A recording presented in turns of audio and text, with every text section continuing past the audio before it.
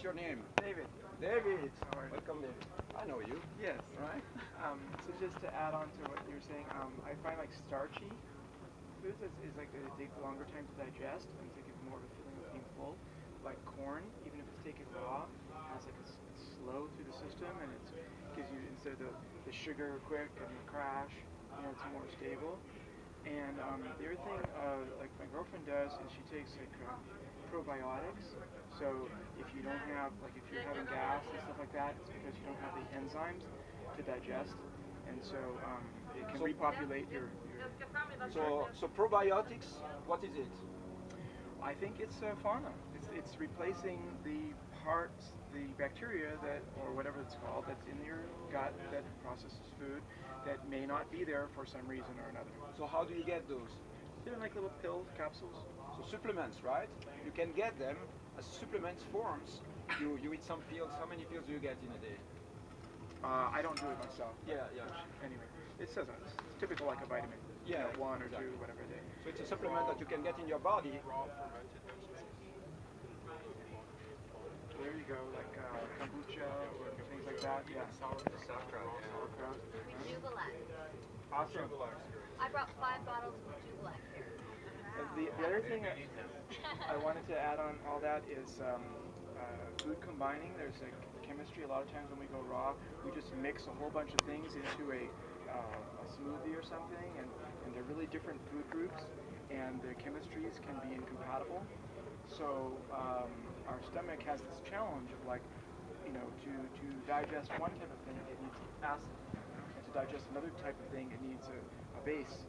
But it can't have an acid and a base at the same time. Okay. So then it becomes undigestible, and it starts going through your system, and it's somewhat toxic.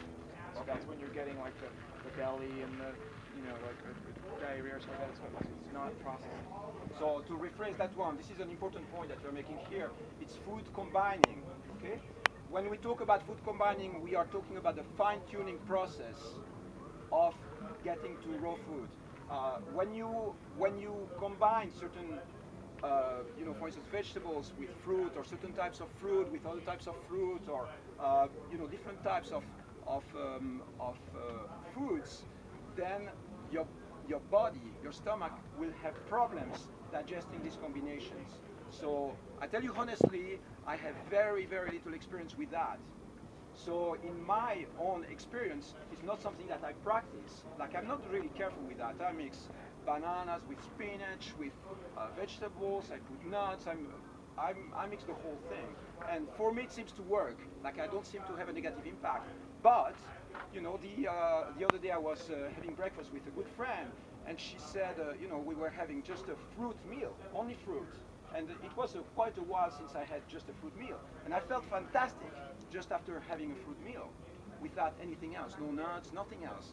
And even in the fruit meal, there was no watermelon or melon, there was no pineapple, there was no oranges, or so it was a certain types of fruit.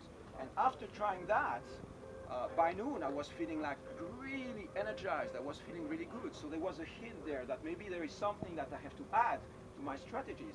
But this, we are talking about fine-tuning. I am probably 99% raw now, but the food combining is still something that I have to explore. So you see that it's a very gradual process. So thank you for that. Sure. There was one other thing, and I hope oh, yeah. In going with raw, like if I go to a supermarket and I try and buy raw, then okay, some things have to go in the refrigerator. Like you pick a green, let's say, out of your garden or something. It starts to die, right? And then the longer between when it's picked and when you eat it, the more likely it's gone bad. And so that's another problem that happens with raw food, especially some of the packaged raw food. It's like really not as stable, as it could be, and it can lead to problems because the bacteria is already starting to grow, bad bacteria. And so like fresh is really important. Yeah. Okay. Thank you very much. Okay. Who else here is trying to do the shift to raw food and still facing challenges that we didn't, talk about yet? Who else? Come on here.